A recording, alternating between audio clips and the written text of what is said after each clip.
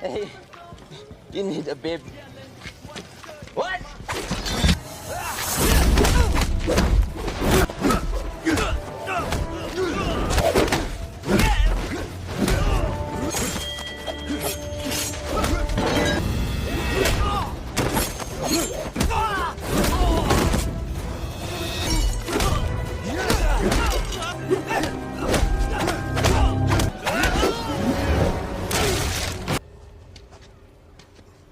Casey has settled down at the Koga Ninja Dojo and married Namiko, who is pregnant with their first child.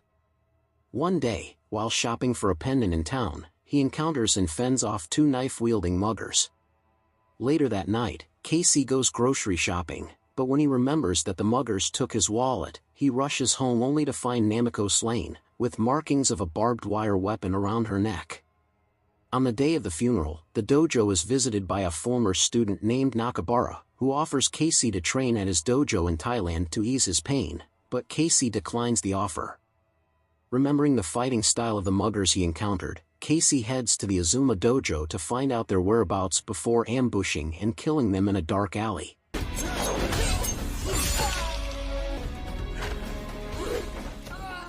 Days later, Casey takes Nakabara's advice and travels to Bangkok. While sparring with Lucas, one of Nakabara's students, Casey suddenly loses his temper and assaults him with a bakken. Nakabara reminds him to control his emotions by having him undergo the fire walk practice, but Casey stops halfway through the walk due to memories of Namiko lingering in his mind. He goes on a drinking binge at a nearby bar and gets into a fight with several drunk patrons. The next morning, Lucas is killed by the same barbed wire weapon used on Namiko. Nakabara reveals to Casey that his father and Sensei Takeda, Namiko's father, along with a man from Nagoya named Isamu, were the three top students of the Koga dojo. When their sensei died, Isamu challenged Takeda for control of the dojo. Takeda killed Isamu in the fight and continued as Soke. Isamu's younger brother Goro witnessed the fight and swore to avenge his death, even if it took 3 generations.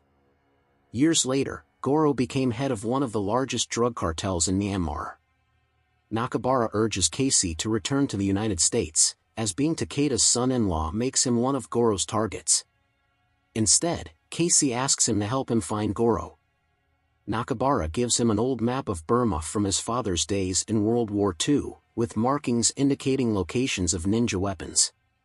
Casey heads to Myanmar, where he befriends an Indian cab driver named Mike. Later that night, he enters a bar and fights a group of drug dealers.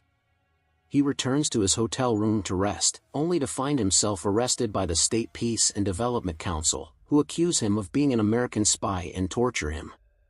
He escapes from his cell and extracts information on Goro's whereabouts from SPDC General Sung before Mike drives him to the jungle.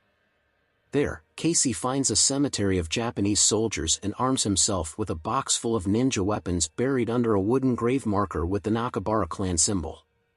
He sneaks into Goro's hideout, setting the complex on fire before facing Goro's right-hand man Myatt.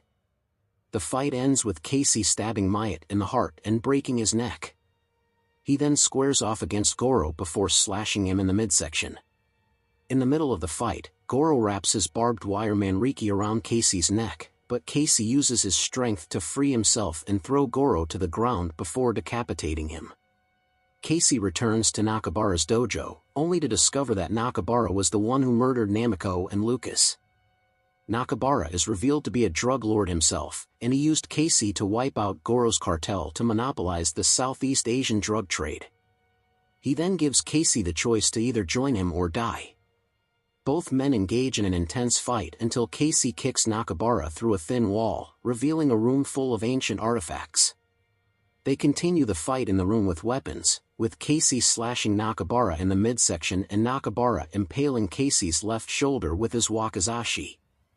Nakabara lunges toward Casey, but Casey grabs a manriki and wraps it around Nakabara's neck for the kill.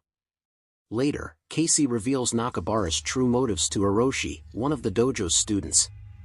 Knowing that such actions would ruin the dojo's reputation, Hiroshi states the incident never happened and bids Casey farewell.